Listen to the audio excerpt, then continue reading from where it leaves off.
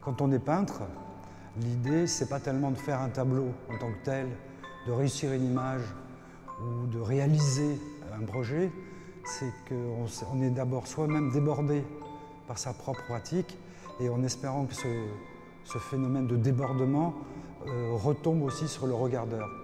Donc souvent, je fais des tableaux où les gens ont l'impression, enfin ils ont un double mouvement. Ils sont soit attirés et après ils ont un mouvement de recul en disant qu'est-ce que j'ai vu, soit ils sont repoussés puis ils reviennent en disant pourquoi ce tableau m'a repoussé et pourquoi je reviens aussi.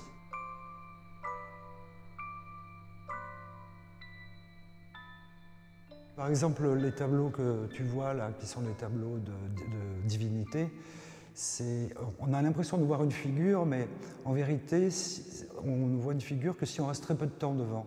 Si on prend le temps, c'est souvent des tableaux que je dis, sont des tableaux qui servent à ralentir le regardeur. C'est-à-dire, il part, il voit une figure, puis après il dit, mais dans la figure, il y a encore une figure, il y a une espèce de figure fractale, tu vois. Mes tableaux regardent le regardeur. Il y a un jeu, c'est comme dans la pièce de théâtre de Shakespeare, Un songe d'une nuit d'été, où il y a un théâtre dans le théâtre. Pendant la pièce, on joue une autre pièce. Donc il y a, tu vois, encore cette fractale à nouveau. On retrouve ça, par exemple, dans les arts premiers. Les arts premiers, quand tu regardes une sculpture africaine, elle est toujours multiple. C'est un animal, puis dans l'animal, il y en a un autre, ou alors il y a des profils sur une face. C'est que les choses, c'est ce qu'on appelle le Treatsker, un peu l'artiste Treatsker, magicien, c'est-à-dire qu'il mélange les espaces, il mélange les genres, il mélange les mondes. Enfin, en tout cas, c'est ce que je fais. Ils ne le font pas tous, tant mieux. Mais c'est cette idée que de ne pas être face à un objet fini, face à un objet construit, presque industriel, tu vois. J'ai fait mon tableau, puis voilà. Donc, c'est des choses qui... En fait, le tableau commence, une fois qu'il est fini, à vivre, parce que c'est là où les regardeurs inventent des choses, découvrent des choses, et des fois même, ils voient des choses que moi-même, je n'avais pas vues.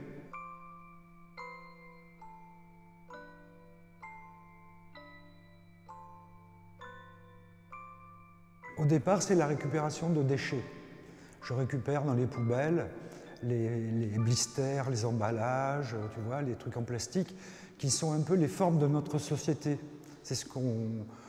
en plus, un blister a une belle forme parce que c'est une sorte de générique de l'objet. Ce n'est pas vraiment l'objet, c'est l'objet générique. Tu vois, un stylo, il va être un demi-stylo aussi. Ce sont des demi-sculptures parce qu'elles sont, c'est des ronds de bosse. Et ces formes qui sont génériques, je les utilise, ce sont des vides. Donc un peu à la Duchamp, je remplis avec du plâtre ces vides qui deviennent des pleins. Et des fois, on est étonné que ce plein ressemble à peine au vide, ou des fois à peine à l'objet qu'il contenait avant. Donc il y a déjà une transformation, une métamorphose. Et après, je fais des 5-minute sculpture, tu vois. Je fais très peu d'intervention dessus, je colle 2 trucs, je fais 2 trous, et je les fais scanner. Cet objet ne devient plus qu'une information après, c'est ça aussi qui m'intéresse. C'est qu'il n'y a plus d'objet, c'est que de l'information. Et on oublie complètement, il y a une amnésie de l'origine de l'objet. On ne reconnaît plus du tout la source et on voit des idoles. On pourrait penser à des objets d'art premier ou des choses comme ça. Et pour moi, ce sont comme les idoles d'une civilisation qui aurait disparu. Dans le songe, tout est possible. C'est le moment... En plus, c'est un songe diurne, donc c'est un songe de jour. C'est le rêve en plein jour. Donc avec une certaine conscience, j'aime bien mélanger les mondes, un peu comme le Treatsker, qui sert à passer d'un monde à un autre. C'est un passeur. Et moi, j'ai envie d'être un passeur, un peu comme ça, passer d'un monde à un autre. Mes maquettes, je les fais sur mon ordinateur, j'utilise mes tâches sur le scanner, tu vois, donc il y a un contraste aussi dans la méthode. C'est-à-dire que c'est quelque chose d'informatique, de super moderne, on va dire. C'est le dernier outil de notre temps. Et quand on regarde le tableau, on oublie toute la mécanique qui est à son origine et on regarde ça. C'est ce que disait Umberto Eco. Il disait, moi j'ai 50 000 ans, ou même 500 000 ans, il disait, je crois. Mais j'ai envie de faire un art qui a 500 000 ans, tu vois, qui mélange l'informatique avec la grotte de Lascaux.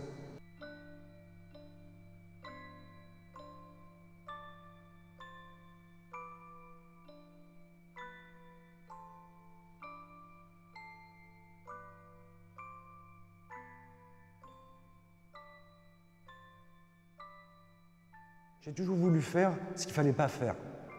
C'est un peu mon obsession de dire, c'est comme ça que j'ai commencé la peinture. La peinture, dans ma génération, c'était le truc qu'il ne fallait pas faire. Je dis, bon, alors pourquoi il ne faut pas faire ça? Alors je le fais. Avec conscience, en disant, bon, ben, je le fais. Alors à ce moment-là, essayons de comprendre l'histoire de la peinture, le pourquoi de ce refus, pourquoi Marcel Duchamp, etc. Tu vois, mauvaise interprétation de Marcel Duchamp, en disant il est contre la peinture, ce qui n'est pas vrai. C'est un autre artiste qui utilise, un autre peintre qui utilise d'autres moyens de faire de l'optique. Donc j'ai toujours été un petit peu un opposant. Moi j'ai toujours vu l'art comme une expérience spirituelle. Le psychédélique est une expérience spirituelle. C'est par un médium, que ce soit la drogue, l'hypnose, peu importe, tu accèdes à une autre pensée de toi-même, presque une sorte de rêve éveillé, encore une fois. Et si tu veux, c'était des actions de l'esprit. C'est ça qui m'intéresse à avoir comme relation avec le regardeur. C'est pas de lui donner une leçon ou de lui expliquer que le monde va mal, que les choses, faut faire ci, il faut faire ça. Il y en a beaucoup qui le font, il a toutes les informations nécessaires pour faire son propre jugement. Je ne veux pas être encore un gars qui charge la mule en disant oh, le monde, oh là là, il faut faire ci, il faut dire ça, il ne faut plus faire ci. Il n'a pas besoin de moi. Donc l'expérience que je voudrais, c'est un peu comme la musique si tu veux. C'est un échange vraiment de visuel, d'esprit et pas de langage.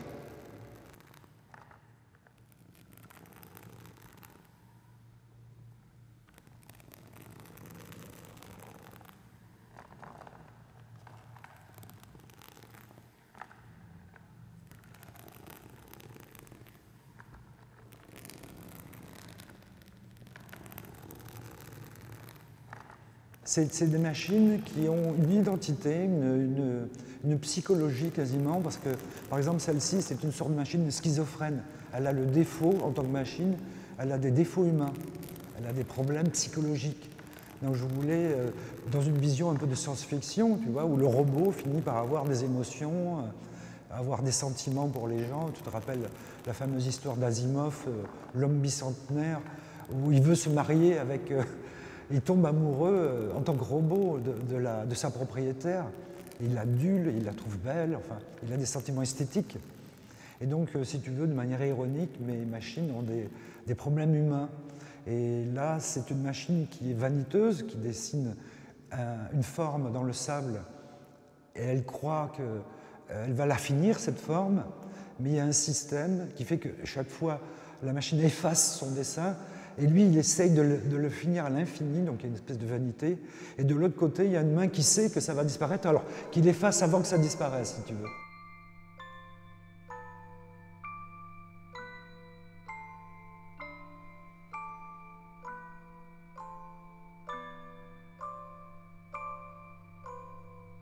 Quand on était jeune, on lisait des BD de science-fiction, on était dans le fantastique, on était formé un peu. Notre sensible, il reste quand même. C'est pour ça que c'est important d'éduquer les enfants dans le sensible, parce que ce sensible, il reste, après, ça te fait ta matière, ton diamant, si tu veux, éternel. Tu reviendras toujours à ça, il y a quelque chose. Même si tu rajoutes de l'information, de la culture, tu peux changer plein de choses, il y a toujours ce petit fond.